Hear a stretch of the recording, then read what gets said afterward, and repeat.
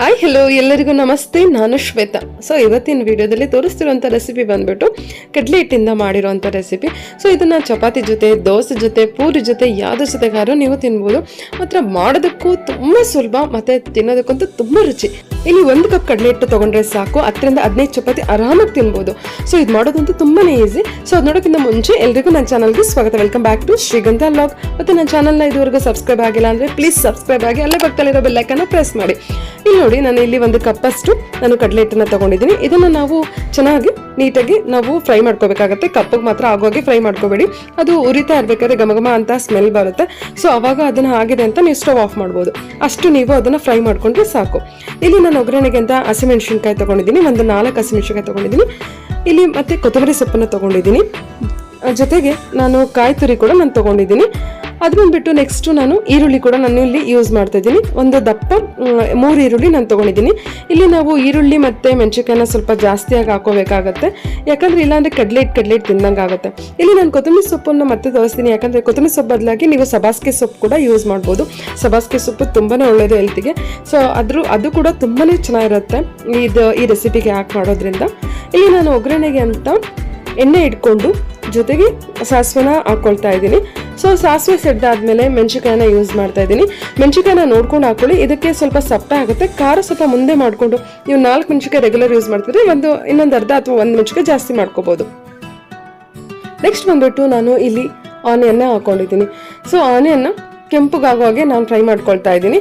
ನಿಮಗೆ ಅದು ಪಲ್ಯನ ತಿನ್ನಬೇಕಾದ್ರೆ ಬಾಯಿ ಸಿಗಬೇಕು ಅನ್ನೋದಿದ್ರೆ ಅದನ್ನು ಸ್ವಲ್ಪ ಆಫ್ ಬಾಯ್ಲ್ ಮಾಡಿಕೊಂಡ್ರು ಮಾಡ್ಕೋಬೋದು. ಬಟ್ ಚೆನ್ನಾಗಿ ಫ್ರೈ ಆದರೆ ಅದೇನು ಪಲ್ಯ ಇರುತ್ತೆ ಅದು ತುಂಬ ಟೇಸ್ಟಿಯಾಗಿ ಬರುತ್ತೆ.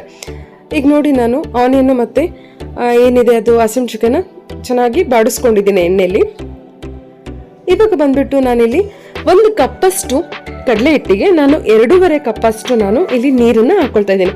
ನಾನು ಯಾರಿಂದ ಮೆಜರ್ಮೆಂಟ್ ಮಾಡಿಕೊಂಡು ಕಡಲೆ ಹಿಟ್ಟನ್ನು ತೊಗೊಂಡಿದ್ದೆ ಅದರಿಂದ ನಾನು 2.5 ಕಪ್ ತೊಗೊಂಡಿದ್ದೀನಿ. ನಿಮಗೆ ಇಷ್ಟ ಇದ್ದರೆ 3 ಕಪ್ ತೊಗೋಬೋದು.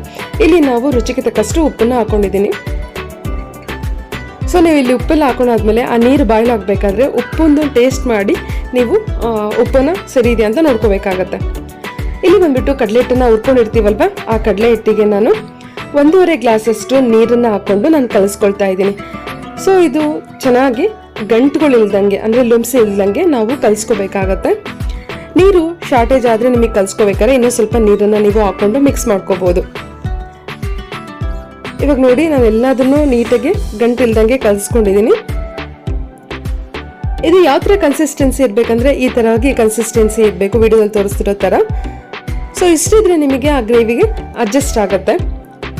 ಸೊ ನಾವು ಕಲಿಸ್ಕೊಂಡಿರೋ ಅಂಥ ಕಡಲೆ ಹಿಟ್ಟನ್ನು ಒಗ್ಗರಣೆ ಏನು ಮಾಡ್ಕೊಂಡಿರ್ತೀವಿ ಆ ಕುದೀತಿರೋ ನೀರಿಗೆ ನಾನು ಕಡಲೆ ಹಿಟ್ಟನ್ನು ಮಿಕ್ಸ್ ಮಾಡ್ಕೊಳ್ತಾ ಇದ್ದೀನಿ. ಸೊ ಇದನ್ನು ಹಾಕೊಳ್ತಾ ತಿರುಗ್ಕೊಳ್ತಾ ಇರಿ, ಇಲ್ಲಾಂದರೆ ಅಲ್ಲಿ ಹಾಕ್ಕೊಳ್ಬೇಕಾದ್ರೂ ಏನು ಬಾಣಲಿಗೆ ಹಾಕೊಳ್ತಾ ಇರ್ತೀರ ಅವಾಗಲೂ ಕೂಡ ಗಂಟಾಗುತ್ತೆ.